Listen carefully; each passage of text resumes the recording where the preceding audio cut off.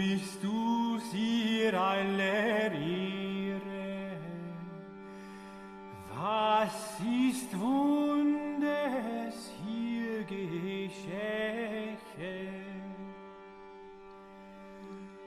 Dass ein Magd ein Kind gebar, ihre über aller Engel Schar. Was das nicht ein Wunder gab.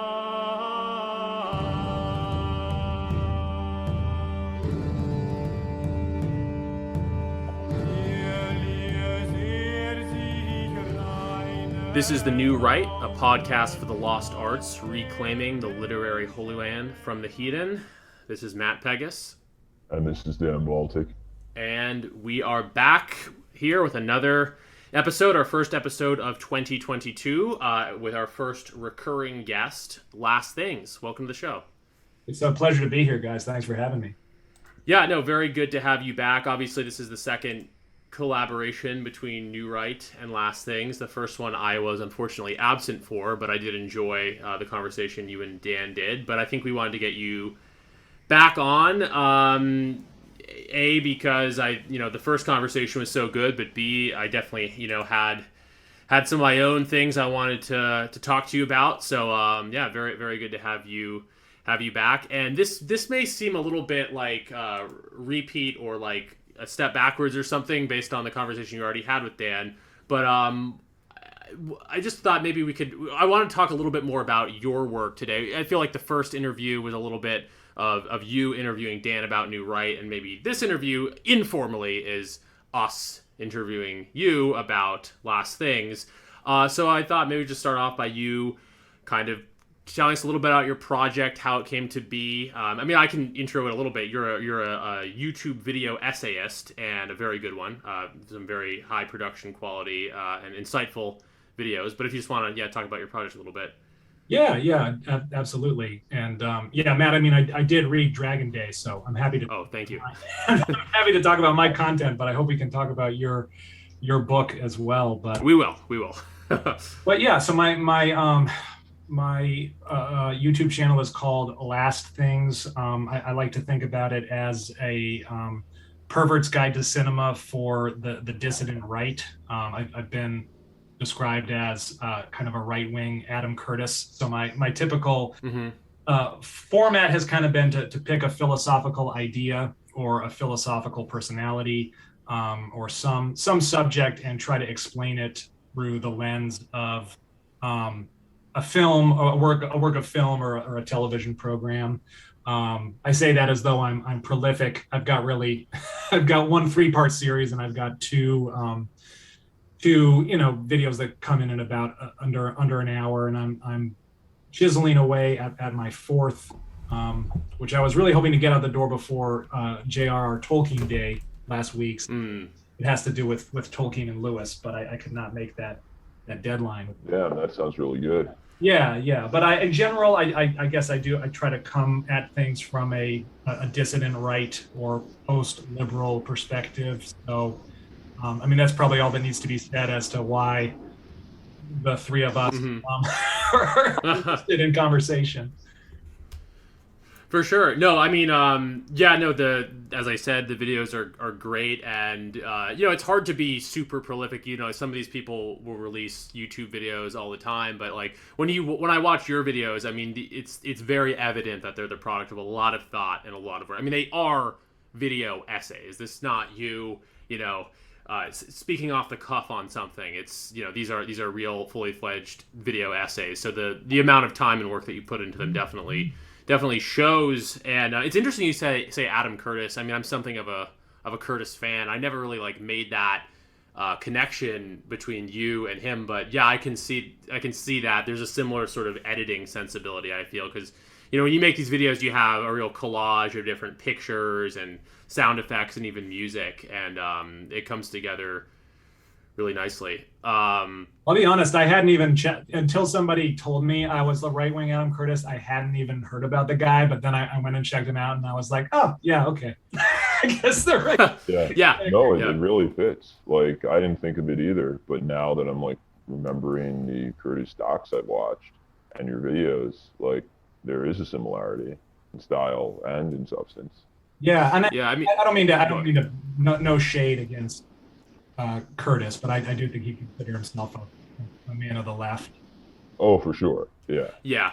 No, there's issues with Curtis. I mean, he's obviously of the left, but also there's a certain meandering quality, whereas yours are pretty pointed points of view.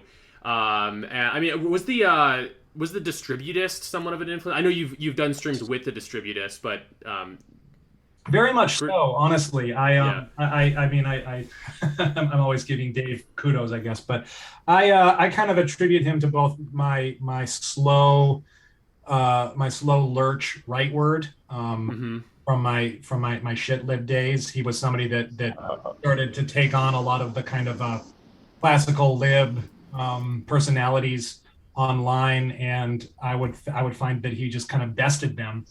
And he led me to pick up a lot of just kind of right-wing political theory, and introduced me to Mensch's Moldbug, and sent me down the rabbit hole, so to speak. And I think eventually, I think he did just kind of inspire me. I felt like I was having enough ideas about videos in my mind that I decided to try my hand at one.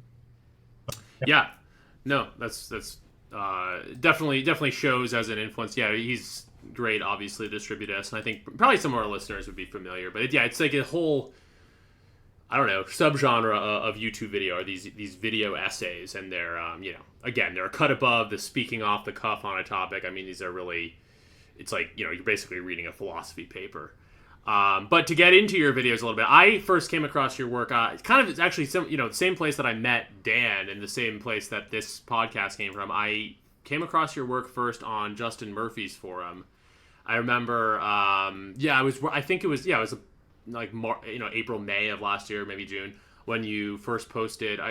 Actually, it's not your first video essay, but maybe your most watched, your three-parter. The Boys and the War on the Third Way, which I was immediately sucked into, both for the production qualities we've talked about, but also just how philosophically astute it was, shall we say. And I think I commented on the forum, like, it's the way that you break down the connections you make between third positionism / the third way, whether or not there's a difference there. The connection, the way that you sum up, what that is politically and philosophically, which I may ask you to do for our audience in a moment. But that, and also speaking about art and the state of TV and this particular TV show, The Boys, was really masterfully done. And these are relevant topics, like what is the third position, and defining that is very relevant, and also talking about how kind of politics influences art and movies and TV and cinema, and why more particular points of view, or even nationalistic points of view, may lead to better art. These are relevant arguments, and I really honestly can't think of, like, your video on that is one of the best summings up of it that I've seen. But not to get too far ahead of ourselves, if you don't mind, hopefully not too much of this podcast will be making you rehash things you've already spoken about, but it seems like the kind of third way politics you describe in that video are pretty much your own. I don't want to speak for you, and kind of the politics that undergird not just that video, but your project in general. So do you want to give a quick rundown of the third way? Yeah, I'd be happy to. And we can call it. I mean, honestly, my first draft of the video and the script, it was called the Boys and the War on the Third Position. The challenge with this, and really it's just kind of an insurmountable one, is third positionism is something that really unfortunately just becomes a synonym for fascism, just as a result of the 20th century. So in a nutshell, you got first position, which is capitalism, second position, which is communism, and third position, which would be typically sort of governments which control fascism is, and I'm not trying to dodge the bullet because fascism certainly would fit under the umbrella of third positionism. But it would be nation states maintaining some level of control over capitalism so it's sort of a blending. It has socialist economic policies because it's trying to care for a nation state and a particular people, a particular polis. But it has capitalist elements as well, and that it's not entirely egalitarian or redistributive. And a lot of it came out of, kind of early third position and third way political and economic theory came out of a lot of Catholic thinkers and Catholic theology. That's speaking of Dave the Distributist. He's certainly someone that introduced me to writers like G.K. Chesterton and Hilaire Belloc. They're two writers I mentioned in the video, and they are people that worked to develop it. And I think, if I recall correctly, third way is honestly something that Chesterton coined only because of this association with fascism. And I think it actually it's funny that it's so difficult to talk about. You can't really discuss the third position without being pigeonholed, or if people know what it means, they're gonna gasp and have a sharp insight. Right. Well, I think in the third part of The Boys in the War on the Third Way, you sum up really well how, for whatever reason, we've kind of been conditioned to think of anything that dares to be both anti-communist and also anti-capitalist or anti-modernity, American capitalist hegemony, however you want to put it. There's very much a conditioning where we're led to think, anything that stands against those two things, anything that speaks of getting in touch back with any sort of rootedness or national culture in a deeper way than, obviously there are kind of national capitalists in the United States who are considered a little differently. But if you anywhere to the right of that in terms of focusing on any sort of rootedness, immediately in a very cartoonish way, and a lot of it is thanks to Hollywood and shows like The Boys, evidently, the image of Nazis is immediately presented as like that's what lies around the corner. Yes, but I think that I would say that part of the tragedy of The Boys is, you're at the polarity, the Overton windows that we're allowed to kind of exist under. I hesitate to call it a dialectic because I don't really think there's ever any synthesis. Is on the one, the absolute good under sort of our thought regime is just sort of radical individualism and freedom, and on the opposite end of that spectrum, the antithesis of that is simply the Nazi. And the tragedy of The Boys was, at least throughout season one, I thought it did a fantastic job of just lampooning and tearing to shreds the image of radical individualism. For those of you, we don't have to rehash the whole show, but it's basically just a parody of Marvel movies and comic book culture. And the real heart and soul of the series is this character Homelander, who's this, I think, this brutal satire. He's sort of a hybrid of Captain America and Superman, except instead of being this sort of patriotic, homegrown, like corn-fed Iowa, like blue-blooded, heroic figure, he's just this kind of pathologically narcissistic sociopath who's obsessed with his social media presence and is a complete and florid kind of neurotic, which I think gives us a much more accurate portrait of the kind of human beings that evolve out of this wholehearted embracing of a kind of radical individualism. And it did. I think it was an incredibly smart show, and it did an incredibly beautiful job of, I just think, tearing down and thank God, finally, hallelujah, somebody satirized the dark of cinema that we're living through. And then however, it's a bit of a bait and switch, because what happens in season 2, not to be too many spoilers, but essentially there's just, if you're allowed to sort of sneer at this sort of capitalist radical individualism, the villain of the series is quickly and again, well, not and very subtly transformed to be a figure of a Nazi, and Right. a Nazi supervillain reveals themselves, and not even just a kind of the most ham-fisted, cartoonish Yeah. Nazi that I've ever seen, outside of like a Mel Brooks film, and it's just I mean, that's the reason why I was originally planning on doing, I think, one video just in praise of the show, and I was like, oh, thank God somebody had the balls to finally, step on the cake, Yeah. so to speak.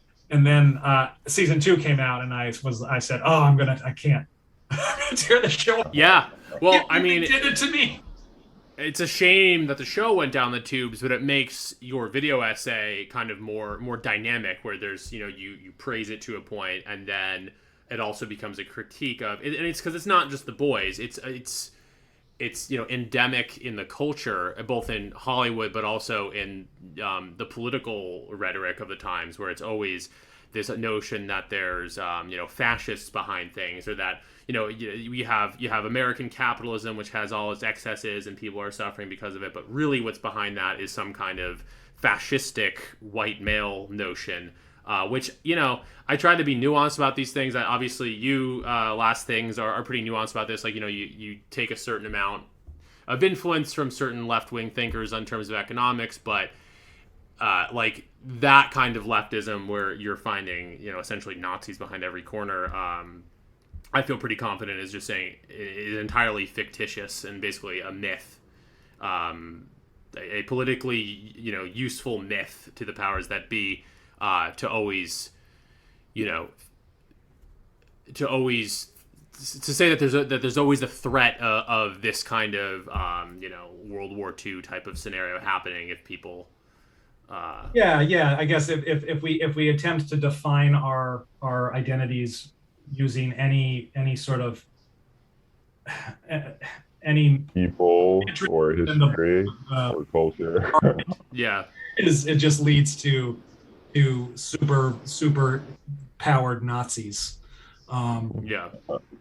Yeah, I think it's increasingly harder and harder to sell, which I guess is maybe a bit of a white pill or something that's positive.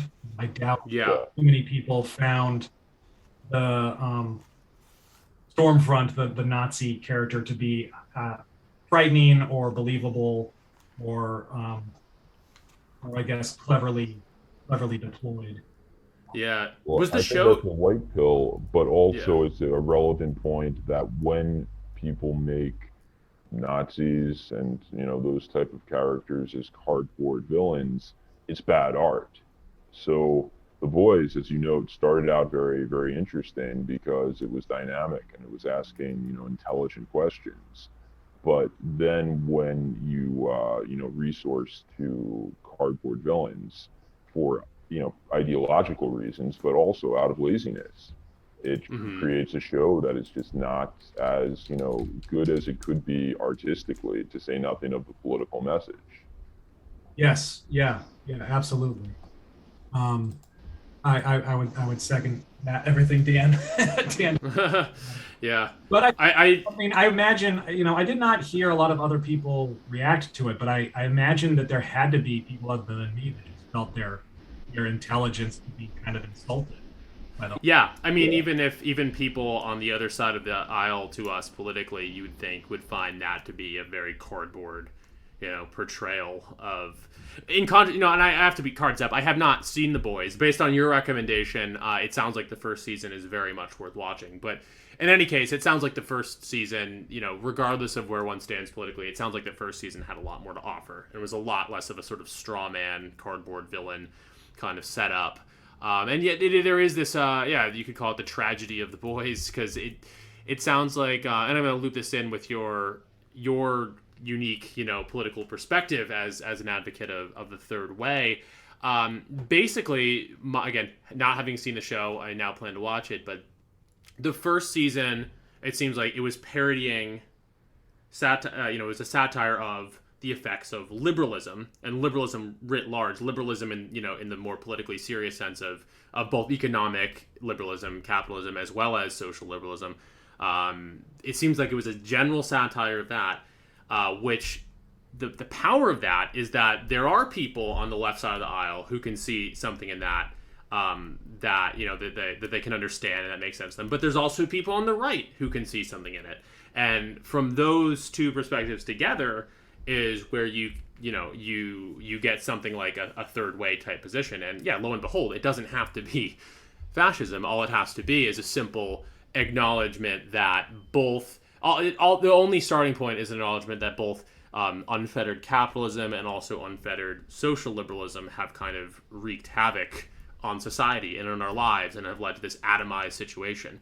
Very basic, and I would even say very obvious observation to make about the state of the West. And, you know, if enough people make that reservation, you know, make that observation on either side of the aisle, you know, there could be a possibility for a real, you know, third way type political movement. Now, I happen to be a little bit black-pilled about the prospects of that, given the current climate of extreme polarization, where again, there's these narrative, these narrative devices put in by unsavory powers that be, where it's like, oh, you know, you can't drift at all towards the right socially, or, you know, it's going to be fascism, or even on the other side to an extent, you know, you can't drift at all towards the left economically, or it's going to be communism. You know, it's a very bad and polarized time for that. So I'm a little black-pilled about the real prospects, but, you know, you would think, given the state of things, that there really would be a future for the third way. I've heard, I forget where I know I'm quoting somebody or paraphrasing somebody, but I've heard it said that often what sort of conservative or right-leaning people want, truly, fundamentally and primarily, is more than any kind of right-wing conservative or, you know, libertarian economics, is really so right-wing social values. But under under neoliberalism, all you really get is more liberal economic policy. And what left-leaning people want, even more than they want kind of left-leaning, this is in general, broadly, middle America, what they want more than liberal social values is liberal economic policy. But all they wind up getting is liberal, so like, you know, an increased hedonism and increased sort of permissiveness to the culture. And so neither side really fully ultimately winds up getting what they want, or what they right. Primary. Like the polls, you know, routinely show that there's the most support for a third way type party, for socially conservative but more economically liberal party. And it's astounding that we've never been offered that, at least not recently. I mean, you could argue that Huey Long, in a sense, tried to, but I think Trump tried to, but maybe didn't succeed. Also know what happened there. But and who knows how sincere he was, but right, in retrospect, that I don't think I have a hard opinion on it, but yeah, I mean, it would really just be giving both sides what they fundamentally want at the end of the day. But no, it's very difficult and challenging to have these conversations with anybody. I mean, God forbid you mention third positionism and you Google it, because it's just, I mean, I decided to edit it back to third way because I you know, just doing research for my video, you know, third position in Google gives you, you know, you're reading about Adolf Hitler and about you know, because that's the only end result of any kind of between unchecked liberalism and communism. So it's a challenge. You know, one thing I've thought about because I always encounter this, I don't even know what words to use if I'm trying to have a conversation with a normie. And this would be a noble project for New Right. Yeah. Anybody on our side of things. Do you guys know what, like, the Devil's Dictionary is? No. It's a satirical dictionary written by Ambrose Bierce, who was like a Civil War soldier. It just has like, it's a dictionary, but every word, every definition is actually just kind of satirical and biting. So Yeah. I'm looking at. It's kind of like Urban Dictionary a little bit, or like, but predating that. Yeah, it's like, but I would Yeah. love because one of the challenges that dissidents had is anybody that Googles any term that we use is just going to get Rational Wiki or a BuzzFeed article that explains this is Nazi signaling, or this is something like that. But to create something and then try to actually boost it, where you had like the Devil's Dictionary of, that's a great idea. If somebody could Google third positionist and it just looks up like somebody who seeks to define themselves outside of market forces politically. Like, gosh, I mean, I'm going to earmark that as something to maybe do. I mean, sure. and maybe we could all help. I don't know, like, because there used to be something called, like, yeah, and you're right. You look it up, you get Rational Wiki, you get various low rent news articles that explain how everything is ultimately fascism. And on the other side, there used to be, I think, something called like Imperium Wiki. Maybe it still exists. You have kind of more like Wignat types who make their own versions of this that don't really help that much at the end of the day. But is there room for a kind of a more moderate / just like more objective and like less of an agenda, just trying to give a more honest account of the different the different currents in sort of dissident thought, shall we say. I think that I have two angles on it too. I would love it if people just gave like more humorous and honest and sane definitions. I also just like, I would always notice this, that I was just getting liberal definitions of my terms when I Google stuff, but like I would love an etymological study of certain, like I love based. I love based. Just the term. It's just so awesome. But like, where did it pop up? Like, can anybody track down the first meme when it became a meme? Like, when did it first enter into like the dissident space as a term? If I'm not mistaken, it's from a Lil B song, like a rapper, which is ironic. I bet perhaps. It's hard to know whatever I guess put a timestamp on something, but it would be wonderful if somebody had just sort of like the history of Based. I mean, there's knowyourmeme.com, but I don't know if there's an article on Based. I think what's interesting, and not to get too much on a sidetrack about this, but I think what's interesting about Based is that, yes, I think it's from that Lil B song, but at the same time, it sounds like what the way it's used by the dissident sphere also like makes sense. It's like base, it's rooted, it's it's like based in reality essentially. So I think that's why it exploded. I think a few people are like, haha, this song is funny. Wouldn't it be funny to say this about like dissident right types? Yeah. But I think that it really exploded because it seems to. So you could from like a linguistic perspective, you could argue that it maybe the idea was from the Little B song, but at the same time, it kind of grew to mean, based in reality. That's essentially what it does mean now. But yeah, no, I think bored right-wing autist like philologists sitting around. Yeah, which there are many of, is my impression. These kinds of intellectual pursuits are not uncommon among kind of people in our sphere, like that kind of more autistic type stuff. And I don't mean that in a bad way. Of our universe. The what? You need scholars. Yeah, no, there's like so many of them, and also like regular scholars. Evidently, if listen to like BAPS podcasts and whatnot all the time, it's like such and such dissident academic who is under a false name. I mean, they're out there. But to pull us back on track a little bit, the other thing I wanted to ask in regard to the Boys series, another thing to unpack. You kind of talked about third way politics, but another really memorable part of that video series is just want to kind of rehash what is it about kind of cultural particularity, potentially a third way type regime that you think would lead to greater art. I mean, in your video you talk about like Italian neorealism as an example of a very culturally rooted artistic tradition. If you just want to touch on that briefly, because I think it's and I was thinking about it before we went live, because I wish I had a holistic and totalizing theory behind this, and maybe the three of us can like patch it together right now. But yeah, I guess the point that I make in the video is, I mean, I am a kind of a film snob. I'm like a stereotypical like film studies major from like a liberal arts college, like that Criterion collection adorns the walls, and I'll geek out about French New Wave and then Italian neorealism or German expressionism, and I guess I kind of treat it the way a lot of people treat cuisine. There is just these kind of unique tastes, sort of unique aesthetic motifs that run alongside nations, and that particularly, I guess that's probably not so much the case nowadays, although I still think there's still like a really strong national Korean going.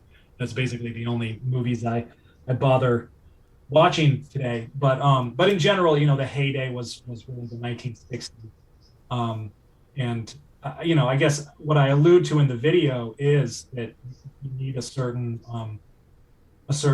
kind of national pride or national patriotism, and to have an aesthetic, and these differences and these kind of beautiful, genuine, authentic diversity of cinema is something that's just gotten more and more kind of homogenized and turned into gray goo, especially Cape shit, the rise of Cape shit culture. I can't, but at the same time, I can't say that this is the formula for decent cinema. I mean, third positionist countries certainly fail on any number of levels, economically, morally, and aesthetically. Obviously, like Mussolini had crappy propaganda films, and so I don't think it's any guarantor.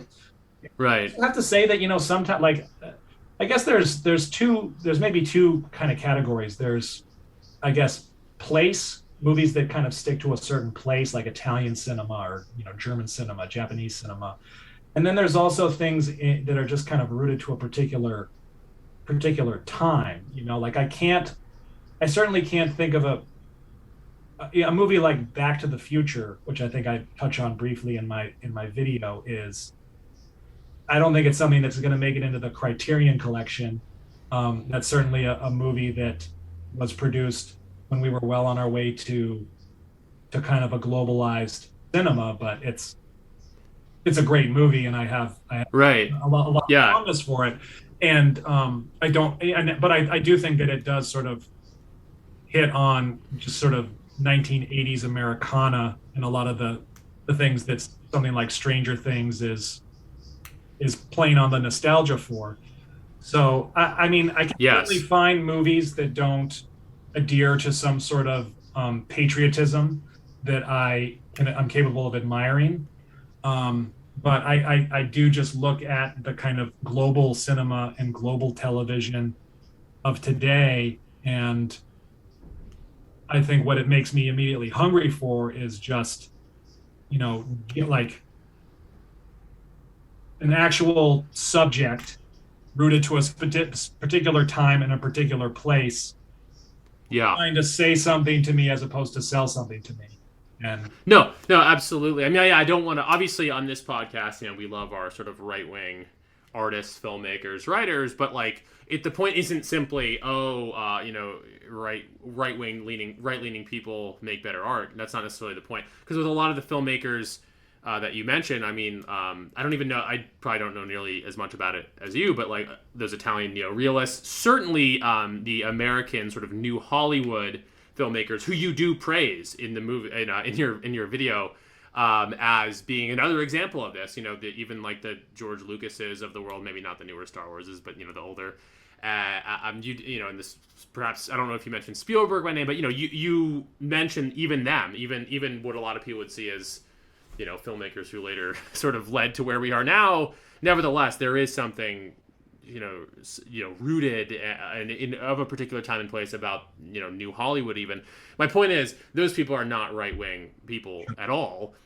In as far as they're patriotic, it's they a lot of, in the case of new Hollywood, a lot of them, very anti-Vietnam War. You don't need to be jingoistic to make good art by a long shot, but it's less even about what you profess as just the simple rootedness of the filmmakers, even just like the life of the filmmaker who made the film. It's like those societies produce better artists. Not that people who advocate the third way make better art or anything, but societies that maintain some degree of rootedness. Yeah, I mean, I think in some ways, the generation under the influence, the like 60s, 70s era American auteur filmmakers are the biggest kind of fly in my ointment, because I think those guys were. I'm thinking of films like Easy Rider, or anything that early Jack Nicholson films. Those are kind of simultaneously kind of anti-American American cinema. I think they what are. it boils down to is authenticity. It's not about patriotism or necessarily culture or root. Well, it is about culture and rootedness. But like, for instance, I recently watched one of, Russia has been making a lot of films recently, blockbusters. And, they're kind of in this, like, from the Russian perspective during World War II. And like, because Russia has a lot of money now, they're really pretty good, the production value. But it's shit. It's just, it is patriotic, but it's poorly written because it's inauthentic. It's like, it's propaganda. So patriotism is good, it's great, but what we really need to produce good art, I think, is authenticity. And so that is like, you are being true to the culture that it came from, the place that it came from. And so I think that is why Easy Rider is a fly in your ointment, because it's not patriotic, but it is authentic. Yeah. It is an authentic portrayal of the culture at that moment. And it's not bullshitting you. That's well said, Dan. And it's funny too. I mean, I think what we also need is the thing that all of those directors had, like Sam Altman, all of those guys, Dennis Hopper, is they just had maverick millionaires that would write a check. They had the guys that were just like, I don't know what the kids are into these days, but this guy seems like he's it, and here, like, go run and make your movie, man. Oh, absolutely. The age of the auteur, was very real in 70s Hollywood. We're talking a lot about the challenges that faced you guys or anybody that's kind of writing from a particularly right wing or even just kind of a unapologetically masculine point of view in the publishing industry. But a subject that they came on, I was on Millennial Woes Millennial this year, and one thing that we wound up talking about was just like the tragedy. This parallels the tragedy of literature right now, but just think about all of the amazing movies that will never get made about the absurd inflection point of where we are at culturally. And this ties back to the tragedy of The Boys, because I think The Boys in many ways came as close as anything to putting its finger on the button of a lot of that bullshit. But there's just, there's never going to be a movie where you're just like, oh yeah, that movie just explains exactly how like fake and gay the 20 teens were. Like, it's just never going to happen. Yeah. Peter Thiel, if you're listening, we need money to make movies. Peter. No, I mean, look, I wasn't Zero HP Lovecraft screenplay, and I'm guaranteed the man's probably got like a shoebox full of them being produced. I don't care if it's in some like weird warehouse in Eastern Europe. Somebody's got to be producing a Zero HP Lovecraft film. Yeah, definitely. Well, we were gonna ask sort of about that, like, I was gonna kind of comment, like, obviously you do a really good job in your videos, and on this podcast now, we're talking about it, why movies today basically suck, why TV, basically sucks, art, there's a downward trend in quality, but obviously, you're still talking about some of this stuff. A lot of it still brings up interesting points, at least, whether it's The Boys or I also really like your video on Black Mirror, which maybe we'll get into. But I guess two-pronged question. I mean, do you have that much hope? Oh, let's just rather than being broad, I'll just say for movies. I mean, do you have much hope that things could improve for movies in the United States moving forward? And I guess along with that, like what are some of the better things you've seen? I'll say movies and TV over the past few years, if there's anything that even comes to mind. Oh man. Well, no, I mean, the short answer to that question is sadly no. But even if I find something good, and I guess this is something I touch on with both the Boys video and the Black Mirror episode, is even, and this is, I think, I write and I talk a lot about horror movies. And I think that in a very strange, I guess, kind of counterintuitive, maybe paradoxical way, the most horrifying thing that I see in any kind of intellectual property nowadays is, even if something does catch me, even if I do think something is resonating with me, I'm waiting for it to shift leftward in some way. Yeah. Even if I can't even. The moment I find myself getting caught up in a show or a TV, I'm like, what? Like, when is the sequel going to come out? And like, or they're going to like, I'm going to get excited about this. And there's episode 7 is going to introduce some character that's just obviously whatever that type of character was supposed to be, like a Montana sheriff as a black woman or something. Something is going to come and spoil my meal. Like, I think you were mentioning Wheel of Time, like fantasy series, and on Twitter, and like the multiracial casting. It's obviously intentionally done to fulfill political ends and not artistic ends. And I mean, that's not to say you can't have fantasy movies with, a multiracial cast. But when it's done solely for that reason, it's just, it's lazy and it's boring. Yep. That and your Guillermo del Toro style villain coming in, which sort of happens in The Boys, except surprised she's a female. Anyway. I mean, to not be overly cynical, I mean, I think, like I said, Korea has some great stuff. I thought Parasite was an excellent. Yeah. Just to butt in, I mean, I'm curious what your answer is here. Did you see Squid Game? I did, yeah, and I thought it was trying to be a Bong Joon-ho film. I thought he was going to be an executive producer on it. Right.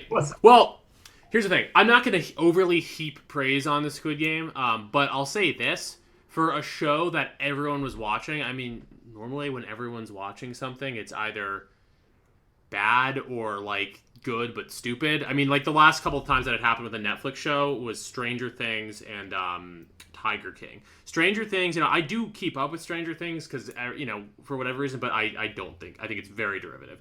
Tiger King was entertaining but pretty dumb.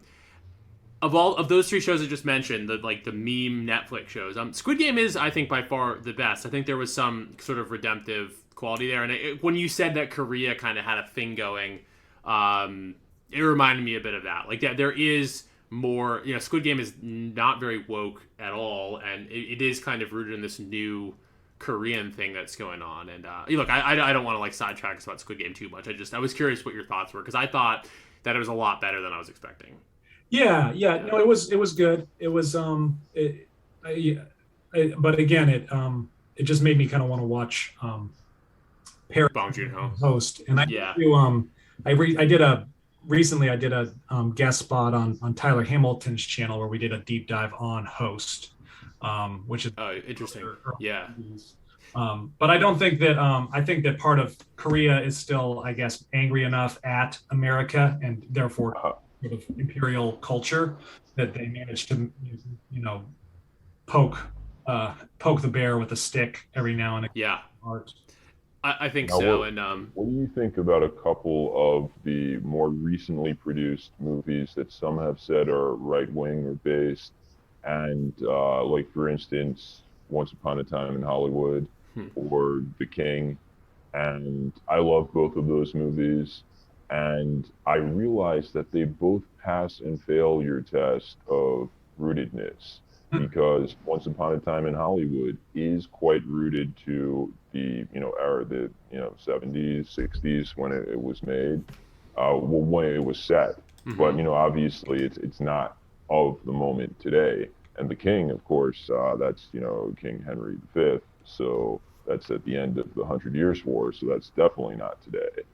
And it occurs to me, even as I'm saying this, that it may be the case that actual authenticity cannot be achieved in movies that are made today, because you will get canceled if you try to make an authentic movie based with today as its setting. But you can do it from in previous eras. Yeah, it's theory there. That's a great question, Dan, and I will answer that.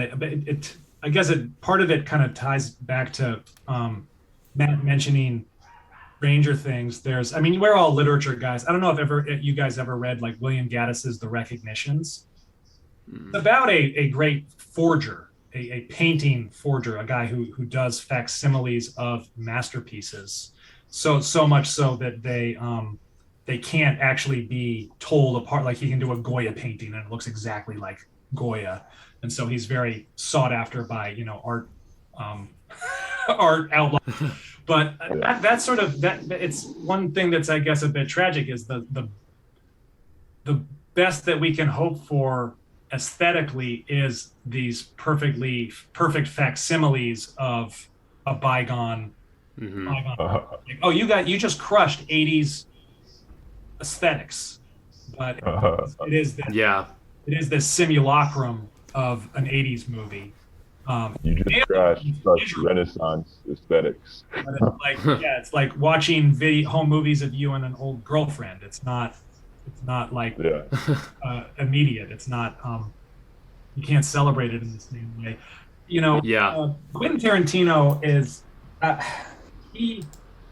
I don't know what to do with him, because he's obviously a master, but I don't know if you guys ever followed Joel Davis. I would love to do a stream with Joel Davis on Tarantino. He apparently has this concept. I'm not sure if he developed it in his journal Firstness or if he has videos on it, but I've heard him kind of talk obliquely about it, called ontological coolness, and describing the characters and the protagonists of Tarantino films as capable of achieving this authenticity through this kind of detached coolness. It's probably obvious, I'm sure you have characters springing to mind. And I wouldn't deny that. I'm really curious and interested to hear Joel develop that more. And I can't deny that Tarantino's, probably one of the 3 greatest living filmmakers. But I guess the alternative view, I guess the dissident right critique of Tarantino, and I guess I can somewhat see this, and I somewhat agree on this, even though I'm not a big racialist guy. Like, that's not my camp of the dissident right at all. But there is a component of Tarantino's movies that often contains, I guess, a certain racialized violence. If we're talking about the cartoonishness of the Nazi in the Nazi in The Boys, then it brings to mind the cartoonishness of Leonardo DiCaprio's Southern plantation owner, the, I guess, sort of cartoonish revenge of the Inglourious Bastards against the Nazis. Yeah, for sure. And Django. There seems to be this, and again, I hate talking about it. It's not even something that necessarily riles me up, but there does seem to be this preoccupation. I don't think that Tarantino knows really what to do with his own whiteness, if that makes sense. Oh, that makes a lot of sense. Yeah, no, because I like Tarantino a lot, but what you say, I don't know what to do with him. I know what you mean, because I don't really know quite how to regard some of that stuff either. He does it in a way that somehow, I guess, because he is such a good filmmaker and the violence is frankly very entertaining, no matter, Inglourious Bastards, Django, whatever, that like it's easier for me to stomach than it is in a lot of other things. But in some ways, he's actually a progenitor of some of the worst instincts that we now see. Yeah. So Yeah. yeah. The best thing I've heard said about Once Upon a Time in Hollywood, and it was wonderful. It was a great movie. Like I needed it. You occasionally just get these extinction bursts of great cinema. Oh, and I definitely think Once Upon a Time in Hollywood is but almost self-consciously an extinction burst. But go on. it's I read this somewhere. Again, I'm paraphrasing somebody or someone else, but they said that the two characters, the Brad Pitt character and the DiCaprio character is someone who's seeking authenticity through artifice, and the Brad Pitt character is seeking becoming artifice through his authenticity. You know, they have strange polar trajectories, because you have just like a true blue-blooded cowboy in Brad Pitt, and you have this actor who's desperately attempting to kind of have that quality. And I think that is said about all of his movies. Like they're simultaneously like playing with genre and cliche and pulp, and yet transcending that at the same time. So that's a very good point. And I guess I can't, so I don't know how to talk about the politics of the movie either. No, I hear what you're saying. Sorry, I don't mean to sidetrack us, but no, I'm glad to talk about Tarantino. I think Dan and I have, I don't know, I've kind of wanted to have the Tarantino conversation on this podcast for a while, and it'll probably continue in other episodes because he's definitely relevant.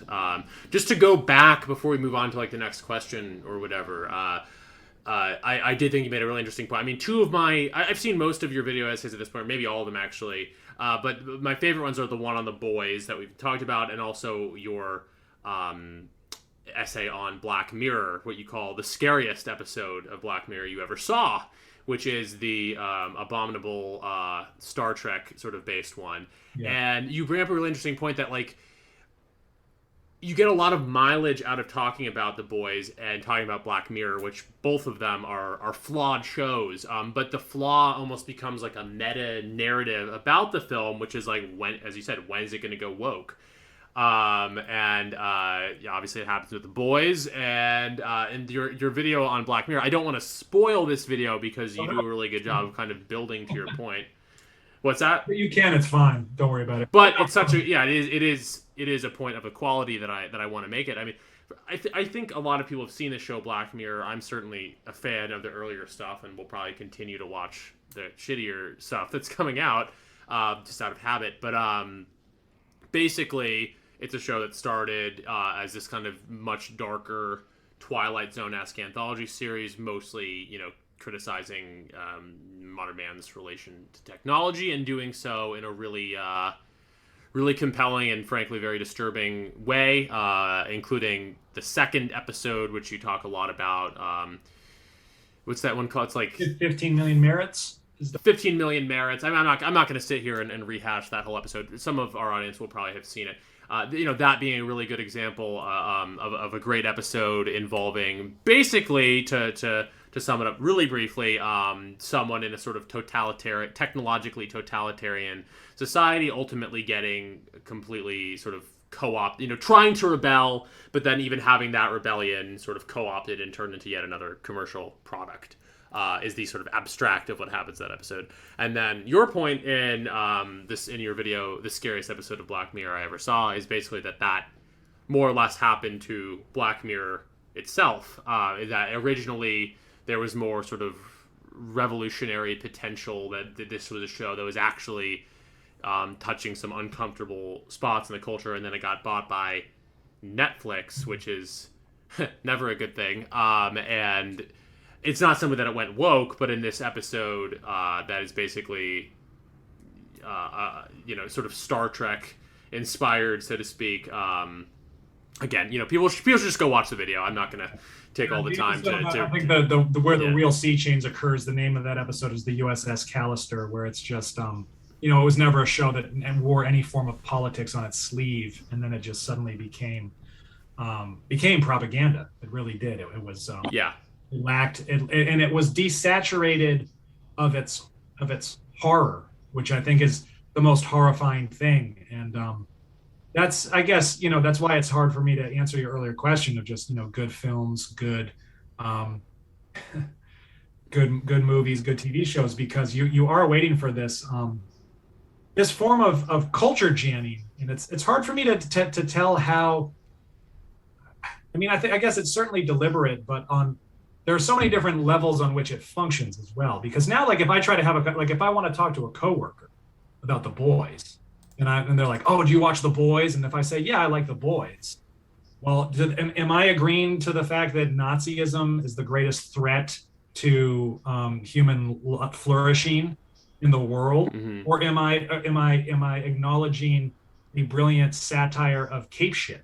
Yeah. And the same is true of Black Mirror. I think that you could, easily guess by somebody's somebody admiring Black Mirror that they have a pretty dark and nihilistic take on technology, and now you probably just assume that They're just another Netflix watcher. the real horror is that this is something that happens within intellectual properties. I mean, I think, like, it's funny. Yeah. I would love to do it.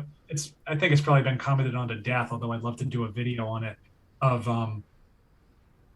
used to be like the lone defender of the British Office. But Yeah. the difference between the British Office and the American Office, which always offended me, but this is at least two, I think, very distinct products.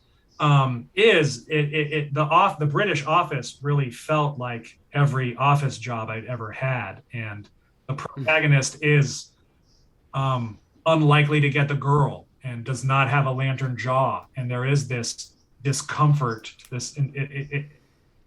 You don't want to be in the office, and it has the sort of a tragedy of office life. And then you have the American Office, which is the fun, like the most exciting, fun environment on the planet. Yeah, it's like people's comfort show of choice. Everyone's always like, I wish I lived in the office. I wish I, like that. It's like, you hear that all the time. Yeah, but I think the way that was handled, it became Americanized, and it. Oh yeah, that's a lot. Yeah. They make Ed Krasinski the kind of the underdog who's not an. Right. Oh man, I could fucking talk about maybe I'm not alone in this. I could talk about The Office, and by the way, I may like the American Office more than you. Like, not all my opinions are negative, but my God, we could do a whole nother show on that. Like, not necessarily saying we should, but I think that it has merit. But I guess what I'm pointing to is there's this significance that I think the British Office, like Black Mirror, like The Boys, is just something that cut too close to the bone at a type of sadness that is a direct result of a kind of corporate neoliberal cultural life. And if the minute you observe that, just start counting down to the culture jamming, and it's become it's algorithmic, because the speed and the subtlety and the nuance is just accelerating to the point where I'm not going to be able to catch it, and I'm going to wake up and I'm going to be a shitlib again, because I won't notice the show is completely switched on me. Yeah, I hear what you're saying, and I never thought of it in regard to The Office, but that makes sense. The thing I was going to say about The Office, and this is to change the subject a little bit, but I'm probably going to unceremoniously use it as a transition to another thing we want to talk about today, is I think that The Office, the American Office, is probably the best example of neo-sincerity on TV. Not in general, obviously. It's kind of neo-sincerity. You have it. Neo-sincerity, very much a 2000s thing in America. You have it with the kind of the indie rock, like the Arcade Fire type of bands of that time.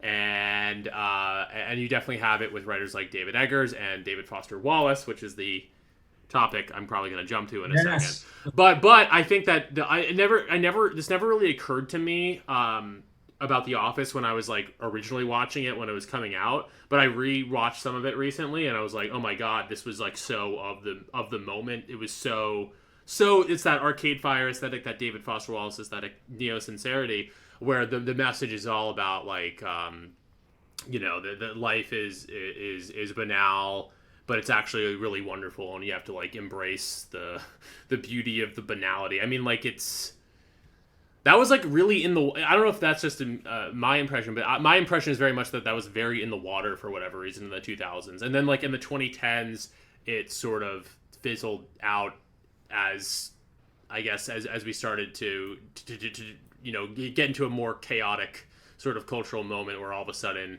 the stakes seem kind of high again. But there's kind of this like post 90s thing of like, oh, we live in this corporatized world, but like, the Office really is, I think, a great example, because it's like, you have this banal job, but like, what really matters is like love and friendship and all of this, which I don't mean to be too dismissive of it, but like I really do think it's neo sincerity. It's almost that trite.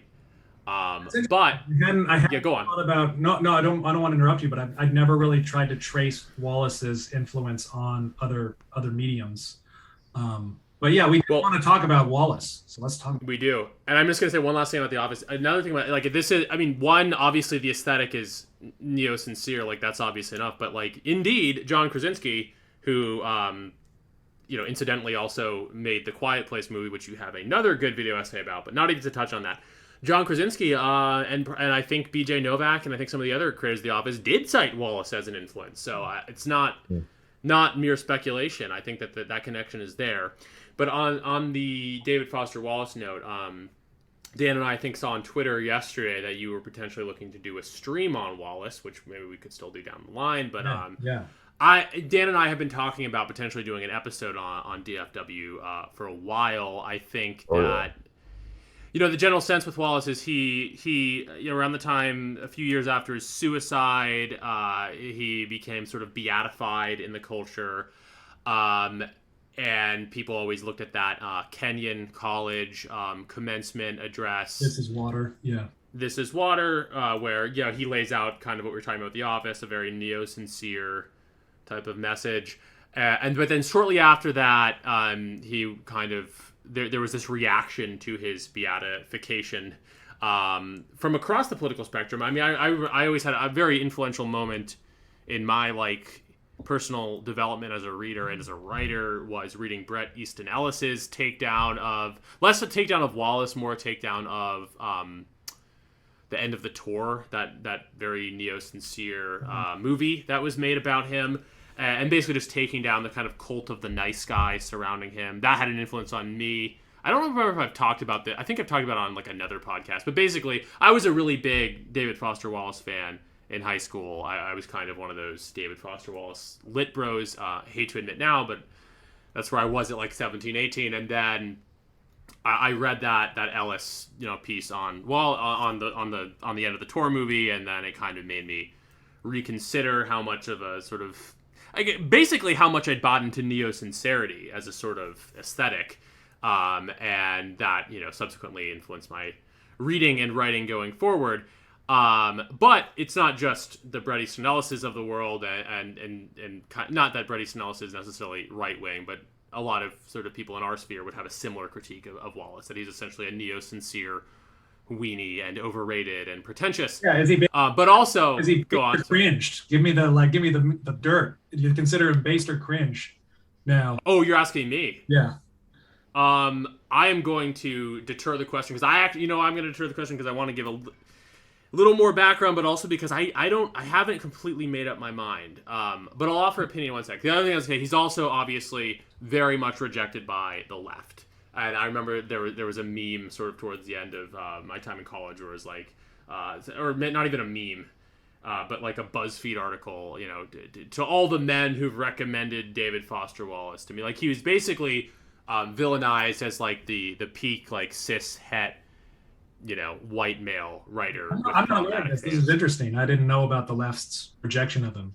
Oh, you didn't? Okay, well then I feel more validated in deterring my opinion to give more of this background. It actually there was a pretty terrible movie that came out last year called Promising Young Woman, which I don't want to get another sidetrack explaining what happens in that movie. Kind of a train wreck feminist pseudo horror movie, which would be right up your alley. Yeah. What's that? I haven't seen it yet. Maybe we can do a film review on it. Oh yeah, if you watch it, I think you'd have a lot to say. But it's like actively hard to watch. But anyway, there was someone. They made reference to David Foster Wallace as a problematic writer, even in that, and that was from last year. So this idea of him as like a problematic cishet white male writer with a bunch of problematic beta fans is still very operative. So we rejected from both sides. Do I think David Foster Wallace is cringed or based? I don't have my like 5-point essay on why he's based, but I lean towards defending Wallace. I think I'd have to reread some of it to come up with more of an opinion. But I mean, he's a masterful writer. He's not everyone's cup of tea, but he is a masterful writer. And reading the reason I liked his work in high school is because he really got you into the skin of his very sort of socially anxious and self-conscious protagonist. And his mere ability to do that, is it based? I don't know. Maybe this will be my sort of non-committal answer. Politically, he's probably a little cringe. He's kind of in that Gen X tier, like not really willing to fully take a side kind of thing. But as a writer, I think he's great, and I think that people short sell him for that. But sorry, hopefully I'm not rambling too much here. What is your take? Ian, what's your take on him? So I more or less echo Matt here in that I would have to go back and read. It's been years since I've read it, and I read his work during my pre-based era when I was a shitlib like everyone else, and or not like everyone else, but like many people. And as a result, like I'm not confident he was based. In fact, I think he probably, politically, was quite cringe because everyone had to be to get published, really. And, like he is maybe based by today's standards because Matt was talking about people on the left trying to cancel him. But I mean, he was just based to the extent he was writing honestly about being a straight man. And that is something that even just doing that, like if you read, and we talked about this a little bit in the pod with the editor of Expat Press, Manuel Marrero, if you even write honestly about being a straight man, you're just going to catch a lot of heat, and people are going to say you're misogynistic or whatever, and like that is. He's not based because he was writing honestly about being a straight man. It's just like that's like what you should be doing. So like in a sense, like if we were to transport him to today, yeah, I guess politically his writing might be considered kind of based because it wasn't this kind of cringing writing that you have today where like straight men are writing fiction, which is like already a preemptive apology for what they're about to write about. And when it comes to his technical ability, though, now I don't think that is something that is really based or cringe. It's just a matter of like it is based to be good at things, sure, and he's just a phenomenal writer. He's like in my opinion one of the best writers I've ever read. And his ability to get into the minds of characters is just astounding to articulate not just thoughts, but like thoughts within thoughts and motivations. And it's really like, it's the type of book, his books, like I remember interviews with Hideous Men, collection of his short stories, Oblivion. I must admit I haven't read Infinite Jest. So I spared myself that, but yeah, it's the type of thing as a writer, as I'm reading it, I'm like, fuck, I hate you. I hate to do this. Yeah. My it's interesting to hear you guys both talk about him because I guess I'm coming at it from I've read a lot of his short fiction. I think I've read the majority of his nonfiction. I've definitely read all of his literary criticism, his big kind of essays, E Univis Plurum, and Westward Ho, where he kind of that's his I guess meta analysis of Western lit and where it's going and where it needs to go. But I did read Infinite Jest. I read Infinite Jest in my 20s, and I guess that's probably where I'm coming from. What gives me what makes me scratch my head about the guy. I was on it because I honestly I thought about trying to do like a summer course on him or do a reread of Infinite Jest, but I don't want if I turn out not to like the man, or I guess upon rereading him, if I just found it to be not worth it, I hate his death was very tragic. I don't want to be the guy who just sort of mocks his legacy. So I don't know if it's worth the investment, but I mean, I'm sure you guys are familiar with Infinite Jest, or at least the premise of Infinite Jest. And this is what kind of problematizes for me his entire notion of the new sincerity. Because, and that's not to say I don't understand what you guys are saying with, I guess, the sentimentality and the I guess the vulnerable emotionality of a show like The Office. But I mean, really quickly, so Infinite Jest is a Gravity's rainbow-sized tomb, and if anybody knows anything about it, the only thing people hear about it is the footnotes, because there are footnotes that are. It's sort of like a 0 H.P. Lovecraft tweet if they were all 80 pages, because you can flip to a footnote, and the footnote winds up being a novella, and then you have to go back to your page, and it's sort of I think another thing people have commented on it is that it's sort of it anticipated and predated like tabs on your browser. Yeah. Like you feel like you've got 80 tabs open when you're reading DFW, because you probably have 5 bookmarks. You've got one for the page you had to leave when you began a footnote that you thought was just going to be whatever, and it just turned. I read it on Kindle, which was a good choice. But continue. But I mean, other than sort of the stylistic elements, and it's it's very like dense kind of stream of consciousness, thoughts leading into thoughts, sentences going on for quite a while. The premise is basically that it's the near future in America where Mexico, America, and Canada have formed like a mass super state, and they have collectively decided to make Quebec the dumping ground for all of their like nuclear waste. Mm-hmm. So there are these trebuchets that get described as like launching all of this stuff into Quebec, which has created a bunch of Quebecois terrorist cells, all of whom are attempting to apprehend a movie called Infinite Jest. And the movie Infinite Jest is a movie that is apparently so entertaining that if you watch it, you just continue to watch it until you die. It's like The Ring, except you just watch it on loop until you die. And it was directed by a man named James Incandenza, who also runs a New England tennis academy, because David Foster Wallace is like a big tennis fan. Yeah. And so, and he has three sons. He's died. He's committed suicide, and he has 3 sons who are loosely based off of the. He cooked his head, right, or something? He microwaved his head. Microwaved his head.